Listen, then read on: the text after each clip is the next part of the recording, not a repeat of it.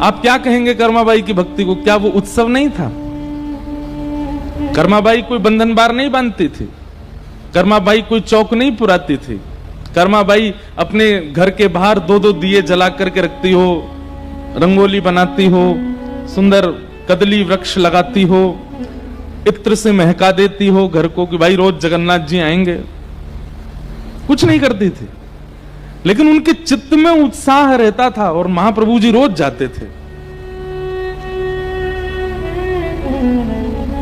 कर्माबाई को जब महाप्रभु जी का साक्षात्कार होता था, वो जब प्रसाद पाने के लिए इतनी दूर से जाते थे कर्माबाई के पास, तो कुछ समय बाद कर्माबाई जगन्नाथपुरी आ गई और पुरी में ही निवास करने लगी।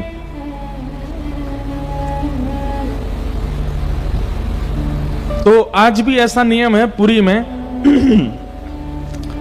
कि महाप्रभु जी की अगर सेवा में विलंब होता है ना, मतलब रोज के कुछ ना कुछ सेवा, कुछ ना कुछ उत्सव के क्रम ऐसे होते हैं कि महाप्रभु जी का प्रसाद बहुत विलंब से चलता है। मैं बता रहा था जिस दिन मैं यहां आया हूं उस दिन ठाकुर जी का एक प्रसाद तो सुबह 4 बजे लगा होगा, 3 बजे लगा होगा, इतना विलंब हो जाता है। विशेष महोत्सवों पर तो बहुत विलंब हो जाता है। तो जब कर्माबाई जगन्नाथपुरी पहुंच गई तो वहां पर वो विचार करती हैं, अब यहां हम क्यों बनावें, यहां तो इतनी हंडियों में प्रसाद बनता है, महाप्रभु जी पाते ही हैं। लेकिन महाप्रभु जी संकेत करना चाहते थे कर्माबाई को कि आप ही बनाओ, हमको आपके हाथ का पाना है। तो संकेत कैसे करें? जबरदस्ती इतना विलंब कर देते थे भंडारी को कि 1-1, 2-2 बजे दोपहर में महाप्रभु जी का बाल भोग आता था। कर्माबाई जब देखती, बोले सुबह से ठाकुर जी बेचारे भूखे बैठे हैं, उत्सव में इतना विलंब हो जाता है कि ठाकुर जी इतना विलंब से पाते हैं। तो कर्माबाई अपनी कुटिया में जाकर के सुबह सुबह जैसे ही पता चलती कपाट खुल गए, उससे पहले ही उठ करके सुंदर सिद्ध करती खिचड़ी और ठाकुर जी का दूर से ही नील चक्र को दिखा करके आवाहन करती, बोले महाप्रभु जी बन गई है, आ जाओ। और जैसे ही आवाहन करती थी ना, इतने में ही बगल की गली से ही मटकते भय मोटे से जगन्नाथ जी आ जाते थे और जल्दी आके बैठते। बलभद्र जी भी आते, सुभद्रा जी भी आते, प्रेम से पाते। जो क्रम कर्माबाई अपने घर पर कर रही थी वो क्रम पुरी में जाकर के किया। वहां भी महाप्रभु जी आते थे, वो कर्मा की खिचड़ी पाते थे।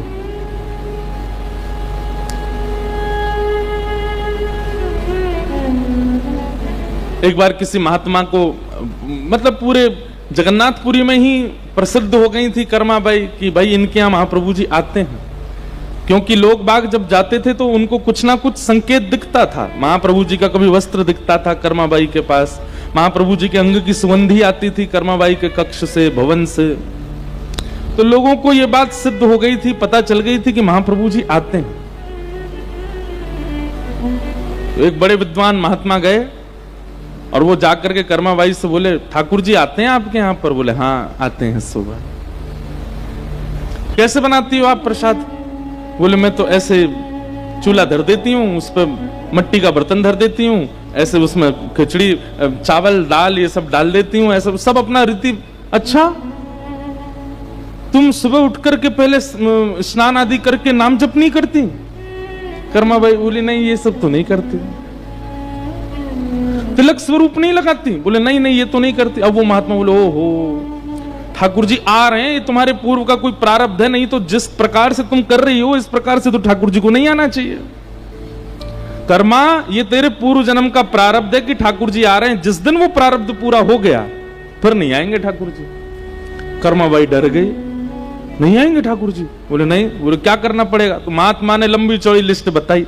3 बजे उठो, उठ करके स्नान करो, फिर महोदधि जाओ, समुद्र में स्नान करो, फिर वापस आओ, आकर के फिर शुद्ध जल से स्नान करो, फिर उसके बाद ये नाम जप करो, इस दिशा में बैठ करके आसन लगा करके वहां पर बैठ करके थोड़ा ध्यान करो, फिर उसके बाद चंदन घिसो, चंदन घिस करके तिलक स्वरूप करो, 12 अंगों पर तिलक धारण करो, गले में कंठी माला पहन करके रहो, आदि आदि इतने नियम बता दिए। कर्माबाई सब लिखती गई, अच्छा ठीक है।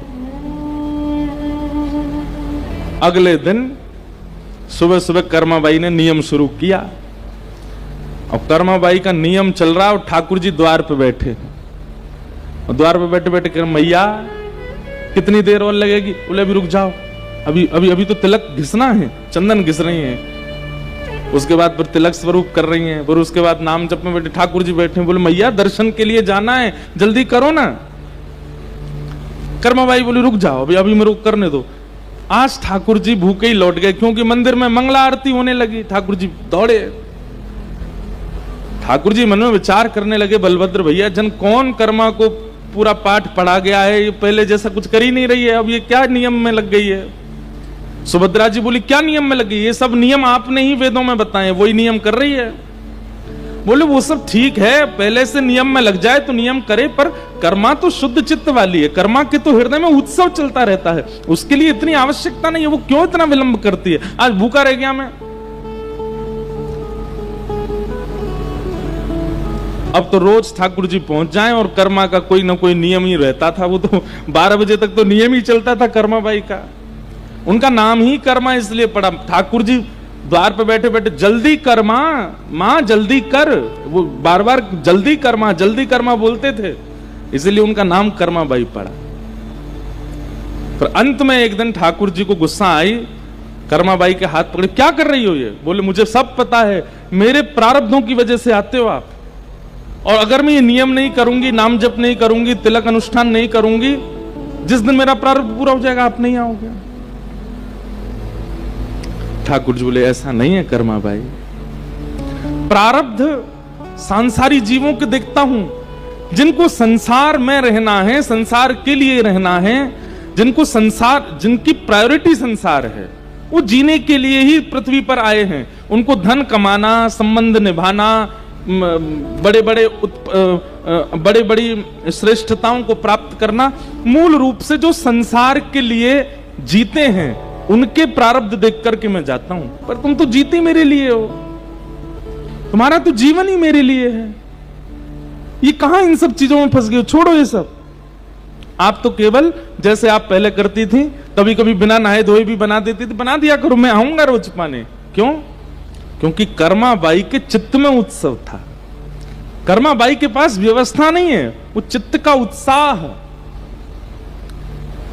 और उत्साहित जब होता है ना व्यक्ति, तभी उत्सव होता है। फिर उसके बाद देह को स्नान की आवश्यकता नहीं है, उसका चित्त पवित्र है। एक बात कह दें, छोटा बालक होता है ना, उसमें से दुर्गंध नहीं आती ज्यादा। कभी आप उसको ऐसे गोद में लो, उसके माथा सूंघो, उसकी नाभि सूंघो, उसमें से दुर्गंध नहीं आती। क्यों? हमेशा उत्साहित रहता है, वो चिंतित नहीं रहता, वो प्रसन्न मुद्रा में रहता है, वो ज्यादा व्याकुल नहीं रहता, इसलिए उसका जो देह है वो सदैव सुगंधित रहता है। पर हम सबके अंग प्रत्यंग कहीं ना कहीं दुर्गंध युक्त क्यों हो जाते हैं?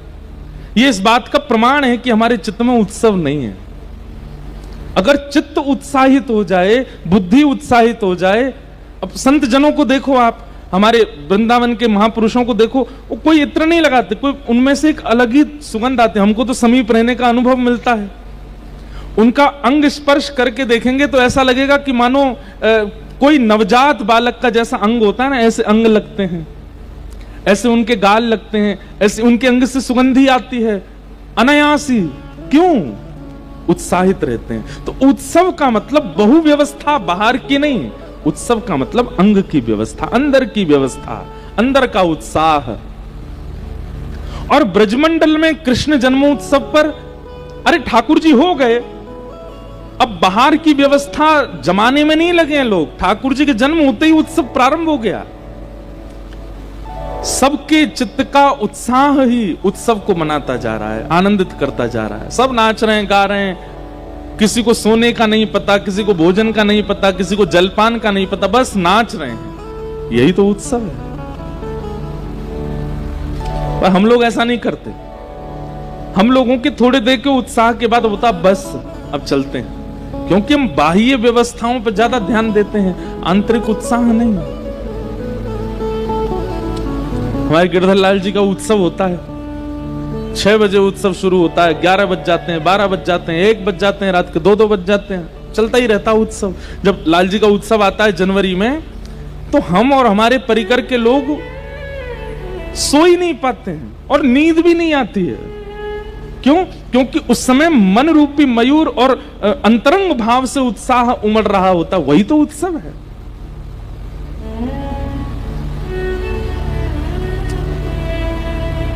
हमें जगन्नाथपुरी के महाप्रसाद में सबसे प्रिय है बाल भोग की खिचड़ी। आप में से किसी ने नहीं पाई हो तो अब जाइए तो पाइएगा। सुबह जो ठाकुर जी वो कर्माबाई की खिचड़ी ही नाम पड़ गया उसका, ठाकुर जी पाते हैं प्रेम से। भक्तमाल जी में वर्णन है कि जब कर्माबाई प्रस्थान कर गई, मतलब अपनी लीला पूरी करके गई, तो महाप्रभु जगन्नाथ जी बहुत रोए। ठाकुर जी को देख के बलराम जी भी रोए, सुभद्रा जी भी रोई, तीनों रो रहे थे। सब ने जाकर के प्रार्थना की, महाप्रभु आप क्यों रो रहे हैं? तो ठाकुर जी ऐसे रो रो करके बोले हमारी मां चली गई, आज हमारी मां छोड़ के चली गई। तो जो दैतापति राजा थे उन्होंने जाके ठाकुर जी से कहा, गई कहां? वैकुंठी तो गई, आपके धाम ही गई है, फिर आप रो क्यों रहे हो? ये ठाकुर जी संशय प्रकट कर रहे हो आप मेरे चित्त में। अरे आपका भक्त वो पृथ्वी से प्रस्थान करके आपके धाम को ही जाता, आपके पास ही जाता, फिर आप रो क्यों रहे हो? जो वस्तु अब आपकी ही हो गई है, उसके लिए आप रो क्यों रहे हो? ठाकुर जी कहते हैं, देखो वैसे तो मैं एक ही हूं, मैं ही जगन्नाथ, मैं ही राधा रमण, मैं ही बद्रीनाथ, मैं ही जगन्नाथ, मैं ही द्वारिकानाथ, मैं ही श्रीनाथ। लेकिन अपने भक्तों के विलास के लिए, भक्तों के सुख के लिए अलग अलग जगह मैंने अलग अलग स्वरूप धारण किए, और जहां जहां मेरा स्वरूप विराजमान है वह भी एक एक गोलोक धाम है। कर्माबाई जगन्नाथ रूपी गोलोक धाम को छोड़ करके अब नित्य गोलोक धाम चली गई है। तो नित्य गोलोक धाम में जो मेरा स्वरूप है वो तो आनंद कर रहा है, लेकिन जगन्नाथ का जो गोलोक धाम है वहां पर जो मेरा स्वरूप है, अब उसको खिचड़ी कौन खिलाएगा? हमारी मां चली गई, इसलिए रो रहे हैं। राजा नतमस्तक हो बोले, महाप्रभु आपकी लीला आप ही जान सकते हो और कोई नहीं जान सकता, ये आप ही समझ सकते हो। तब से महाप्रभु जी को नित्य खिचड़ी का भोग लगता है सुबह। ऐसे महाप्रभु जी उत्सव, जीवन उत्सव में बना लीजिए बंधुओं। बाह्य व्यवस्था की आवश्यकता नहीं होनी चाहिए ठाकुर जी के विलास के लिए, ठाकुर जी के सुख के लिए। अंतरंग भाव। कथा से हम करते क्या हैं? जैसे यहां पर ये गुब्बारे फुला फुला के लगाए हैं, लाइटें लगाई हैं, पुष्पों का श्रृंगार किया है, पंडाल को भीतर से सुंदर बनाया है। कथा भी एक प्रकार की मन की सुंदरता बनाने वाली व्यवस्था है। कीर्तन के माध्यम से, श्लोकों के माध्यम से, प्रवचन के माध्यम से, भावों के माध्यम से, कथाओं के माध्यम से, भक्त चरित्रों के माध्यम से चित्त में उत्सव की व्यवस्था करना कथा है, ताकि चित्त में व्यवस्था बने तो ठाकुर जी का उत्सव मने। कथा के बाद भी कई लोग विचलित रहते हैं, कथा सुनने के बाद भी कई लोग परेशान रहते हैं, कथा सुनने के बाद भी कई लोगों के संशय खत्म नहीं होते हैं, जिज्ञासाएं पूरी नहीं होती हैं, प्रश्न पूरे नहीं होते हैं। इसका मतलब क्या है? गुब्बारे फुला के लगाए तो थे, लेकिन हवा निकल गई सबकी, कुछ हो नहीं पाया। लाइटें लगाई तो थी, लेकिन वोल्टेज कम हो गए, भीतर प्रकाश नहीं हो रहा। पुष्प लगाए तो थे, लेकिन सब मुरझा गए। कथा श्रवण के बाद जिज्ञासा लेके, देखो मैं जिज्ञासाओं का उत्तर देने की मना नहीं करता, मुझसे लोग पूछते हैं मैं बताता हूं, लेकिन मैं एक बात कहता हूं, कथा का स्वरूप कैसा है कि जिज्ञासा आपने प्रकट की, लेकिन कथा सुनते सुनते अपने आप जिज्ञासा का समाधान हो गया। और या फिर दूसरी बात कहें, जिज्ञासा सोच के बैठे थे, लेकिन कथा प्रारंभ होते ही भूल गए जिज्ञासा ही क्या थी, अब याद नहीं है। अब जो व्यवस्था अवस्था श्रवण की है उसी में ही आनंद है। हम जब कथा प्रारंभ किए थे, हम अपने गुरुजी के जान खा जाते थे, इतना पूछता था मैं, ये क्यों है, ऐसा क्यों है, ये बात क्यों है, ठाकुर जी ने ऐसा क्यों किया, रुक्मणी जी ने ऐसी बात क्यों कह दी, किशोरी जी ने ऐसा क्यों किया, नंद बाबा का ये स्वभाव क्यों था, कंस ऐसा क्यों करता था। हमारे गुरुजी बोलते, भाई तुम इतनी जिज्ञासा करते हो। हम अपने गुरुजी को रात में 12 बजे फोन कर देते थे, कुछ याद आ जाता था, गुरुजी भीष्म पितामह ने अपनी स्तुति में ये बात क्यों कही? गुरुजी कहे भाई रात के 12 बजे हैं। मैंने कहा जब तक समाधान नहीं मिले नींद नहीं आएगी। तो एक दिन हमारे गुरुजी लेकर के बैठे, बोले तुम आज तक हमसे हजारों प्रश्न कर चुके हो, तुम्हारी जिज्ञासा ही पूरी नहीं होती। मैंने कहा कोई बुराई है क्या? मुझसे भी तो लोग पूछते हैं। तो हमारे गुरुजी ने एक बात कही कि तुम भागवत जी को ग्रंथ मानते हो, इसलिए तुम्हारी जिज्ञासाएं अधूरी रहती हैं। कृष्ण है, ये साक्षात कृष्ण है। ये कथा नहीं है, ये शब्द नहीं है, ये एक प्रवचन नहीं है, ये साक्षात कृष्ण का अनुभव कर रहे हैं हम। वक्ता के मुख से निकलने वाले शब्द भगवान के रोए हैं, भगवान के हस्तकमल हैं, चरण हैं, नेत्र हैं, कान हैं, नासिका है, अधर हैं, केश हैं, मुकुट है, पीतांबरी है। इस भावना से कथा कहोगे कि मैं कृष्ण का ही वर्णन कर रहा हूं और मैं कृष्ण को ही पढ़ रहा हूं, अपने आप चिंतन करते ही तुम्हें अपनी शंका का समाधान होने लगेगा। और ये मैंने फिर अनुभव किया, कई प्रश्नों के अपने आप प्रत्युत्तर मिलने लगे जब से ये भावना रखी कि तेनेयम वांगमयी मूर्ति, ये प्रत्यक्ष कृष्ण है। कथा का हमें तो ऐसा लगता है, प्रवचन का, कथा का, सत्संग का यह रूप है कि यहां उपस्थित होने वाले व्यक्ति की जिज्ञासाएं समाप्त हो जाती हैं, उसका कोई प्रश्न नहीं रह जाता। फिर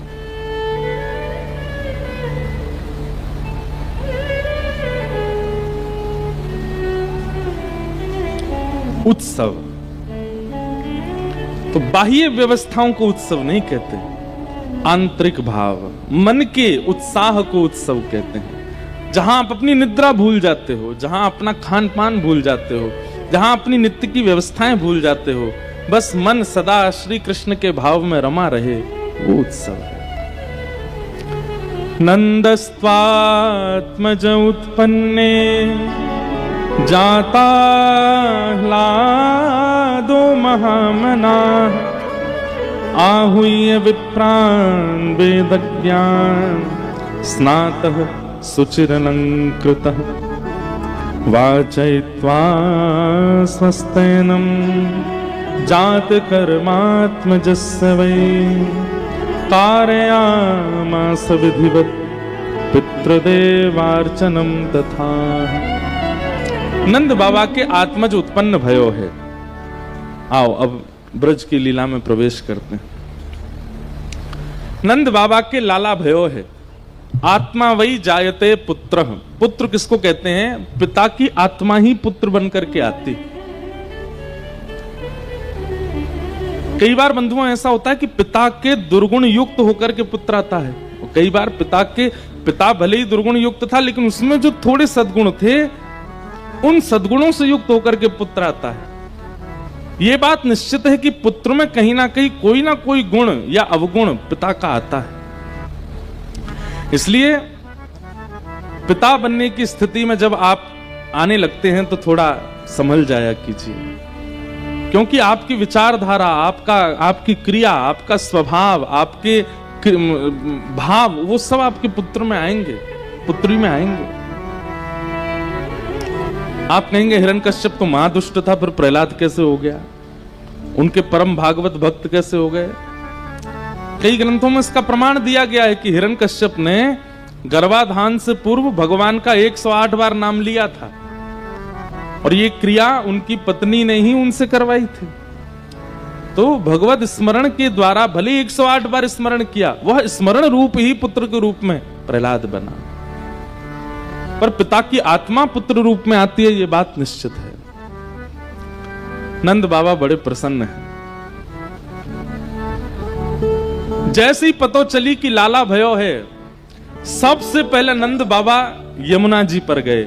यमुना जी में स्नान कियो, यमुना जी में स्नान करने के बाद दूध से अभिषेक कियो, पुष्प अर्पित किए, श्री यमुना महारानी को प्रणाम कियो, हे यमुना मैया आपकी कृपा से ही लाला भयो है।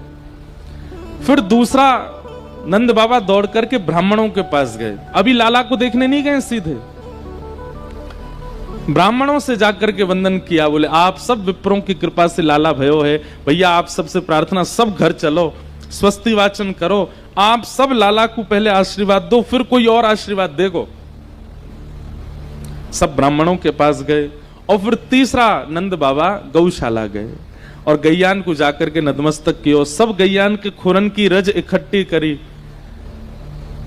यमुना जी, विप्र और गौ तीनों को प्रणाम करवे के बाद तब नंद बाबा गए नंद भवन। नंद भवन पहुंचे हैं, नंद रानी यशोदा मैया अपनी गोद में लाला को लेकर के बैठी हैं।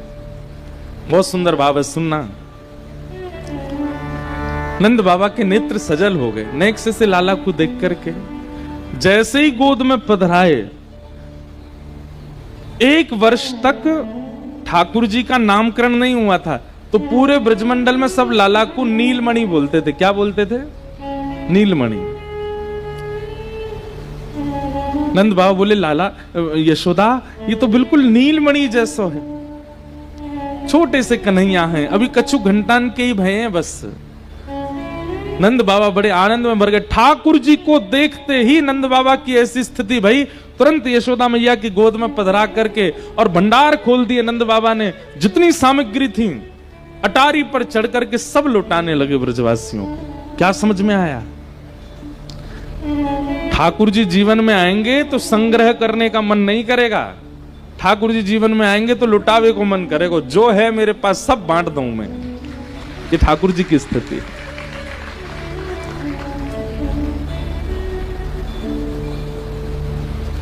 लेकिन हम लोगों की ऐसी स्थिति नहीं बनती। जगन्नाथ जी को देखने के बाद भी ऐसा भाव हमारे चित्त में नहीं आता। महाप्रभु जी ने, हमने महाप्रभु जी का दर्शन किया तो इसका यह प्रतिफल होगा कि हमारा संग्रह का ही मन होगा। ये भी मेरे पास रहे, ये भी मेरे पास रहे, ये भी मेरा हो जाए, ये करोड़ों का भी, वो मेरा प्रोजेक्ट चल रहा है वो भी मेरा हो जाए, ये भी हो जाए, वो सब मेरे हो जाए। लेकिन जिस दिन महाप्रभु जी ने हमको देख लिया, उस दिन ऐसी इच्छा हो जाएगी, मंदिर से निकलते ही महाराज कोई दिख जाएगा भावुक, इधर आओ भैया, ये लो सोने की चैन अपनी पहनो, तुम धारण करो। संग वाले कहेंगे क्या हो गया? बोले तुम भी आओ इधर, ये लो तुम भी पहनो। घर जाकर के मन होगा कि भाई कितना बांट दें बस सबको, अपने पास कुछ ना हो बस। जितने में हमारा चल जाए उतनी स्थिति तक अपने मन को रखना, उससे अतीत की वस्तुओं को ज्यादातर बांटने की इच्छा रखना, यह भगवत दर्शन का प्रतिफल है। ठाकुर जी अगर दर्शन देंगे तो संग्रह नहीं, लुटावे की इच्छा होगी। और नंद बाबा लुटा रहे हैं। अब एक प्रसंग आता है। अभी कुछ दिन पहले हम नासिक में कथा कर रहे थे, किशोरी जी का चरित्र सुना रहे थे। उस चरित्र में एक बहुत सुंदर भाव आता है कि हमारे ब्रज में कई जगह तो ऐसा भाव है कि श्री लाडली जी राधा रानी 1 साल बड़ी हैं ठाकुर जी से, और कई जगह ऐसा भाव आता है कि श्री किशोरी जी ठाकुर जी से 1 साल छोटी हैं। दोनों भाव में राजी हैं, क्योंकि भैया हर कल्प में अलग अलग लीला होती है ठाकुर जी। किसी कल्प में किशोरी जी बड़ी बन के आई होंगी, किसी कल्प में छोटी बन के आई, तो दोनों भाव की पूर्ति है, इसमें कोई संशय वाली बात नहीं है। लेकिन जैसे ही बरसाने में वृषभानु जी को पता चली कि भैया नंद बाबा के लाला भयो है, तो वृषभानु जी और श्री कीर्ति मैया बरसाने वारे ने लेकर के बधाई लेकर के गए हैं नंद बाबा के यहां। लेकिन एक बात सुनो, बधाई में खिलौने लेकर के जाते, मिष्ठान लेकर के जाते, लड्डू लेकर के जाते, ये सब तो समझ में आता। लेकिन वृषभानु जी क्या क्या लेके गए बधाई में? सबसे पहले वस्त्र लेकर के गए, टीका लेकर के गए, नारियल लेकर के गए, सहरा लेकर के गए, तिलक चंदन अक्षत लेकर के गए। एक दिना के लाला को ब्याह पक्को करवे आए हैं श्री वृषभानु जी। नंद बाबा अटारी से लुटा रहे, तभी नंद बाबा बोले अरे हमारे मित्र वृषभानु बाबा आए, भैया मार्ग दो सब लोग। वृषभानु जी इतनी बैलगाड़ियों में सामग्री लेके आए, ब्रजवासी सब देख रहे हैं भैया जी कहा लेके आए हैं, ये लुटावे के काजे खिलौना लेके आए होंगे। लेकिन जैसे ही कपड़ा हटाए और सब बैलगाड़ी इनके ऊपर से, तो उनमें तो ब्याह पक्के करवे वाली सामग्री धरी है। ब्रजवासी ने जैसे ही देखी बोले कि अरे लाला को जन्म ना भयो वाते पहले ब्याह संबंध वाले आ गए। नंद बाबा ने सामग्री देख करके वृषभानु जी को हृदय से लगाया, बोले कि आप ये सब क्या? बोले हम तो भैया अभी पक्को करवे आए हैं, लाला है, उसको क्या बोलते हैं, गोद भराई, गोद भराई बोलते हैं, कहीं रोका बोलते हैं, कहीं टीका बोलते हैं। एक दिना के लाला को टीका है क्यों? अष्टमी को ठाकुर जी भय, नौमी को तो सगाई हो गई ठाकुर जी की। ब्रजभानु जी गए, लाला को गोद में लियो, इतने में कीर्ति मैया आई, नारियल हाथ में धर दियो, तिलक कर दियो, चंदन लगा दिए, चरण पूज लिए जमाई राजा के। लेकिन ये सब लीला जब चल रही थी तब यशोदा मैया बोली, हे कीर्ति मैया, आपने लाला को संबंध पक्को कर दियो, लेकिन लाली तो भई ना अभी तक, अभी बरसाने में लाली तो भई नहीं है और आप पक्को कर गए। तो वृषभानु जी के नेत्र सजल है गए, और सजल है करके श्री वृषभानु जी ने कितनी अच्छी बात कही। बोले संबंध पक्को कर दियो है, लाला को तिलक कर दियो है, अब देवता ने देख लिया होगा कि भैया संबंध पक्को कर गए हैं, सास ससुर बन गए हैं, तो अब लाली भेजो। अब लाली नहीं भई तो आनो पड़ेगा लाली को, क्योंकि संबंध तो है गए। और यहां वृषभानु जी और नंद बाबा नाच रहे हैं, हमारे ब्रज में बधाई गाते हैं। आप सब लोग कहना, बरसाने से टीको आयो, क्या बोलोगे? नंद महर घर धोंटा जायो, नंद महर घर धोंटा जायो, बरसाने से टीको आयो, यशोदा जी ने लाला जायो, बरसाने से टीको आयो, नंद बाबा के लाला आयो, बरसाने से टीको आयो, हे नंद महर घर धोंटा जायो, बरसाने से टीको आयो, आनंद महर घर धोंटा जायो, बरसाने से टीको आयो, हे ब्रजवासिन को मन हर्षायो, बरसाने से टीको आयो, हाँ ब्रजवासिन को मन हर्षायो, बरसाने से टीको आयो, हे नंद महर घर धोंटा जायो, हे नंद महर घर धोंटा जायो, बरसाने से टीको आयो, वृषभानु जी ने जमाई पायो, बरसाने से टीको आयो, कीरत मैया के जमाई आयो, बरसाने से टीको आयो, हे नंद महर घर धोंटा जायो, बरसाने से टीको आयो, हे नंद महर घर धोंटा जायो, बरसाने से टीको आयो, आनंद घर आनंद भयो, जय कन्हैया लाल की, हे नंद घर आनंद भयो, जय कन्हैया लाल की, हे यशोदा के लाला भयो, जय कन्हैया लाल की, हे नंद जू के लाला भयो, जय कन्हैया लाल की, हे नंद घर आनंद भयो, जय कन्हैया लाल की, हे नंद घर आनंद भयो, जय कन्हैया लाल की, हाथी दीने घोड़ा दीने, और दीनी बाल की, बालकन को लाडू पेड़ा, कूड़े ने कूड़ा पसी, हे नंद घर आनंद भयो,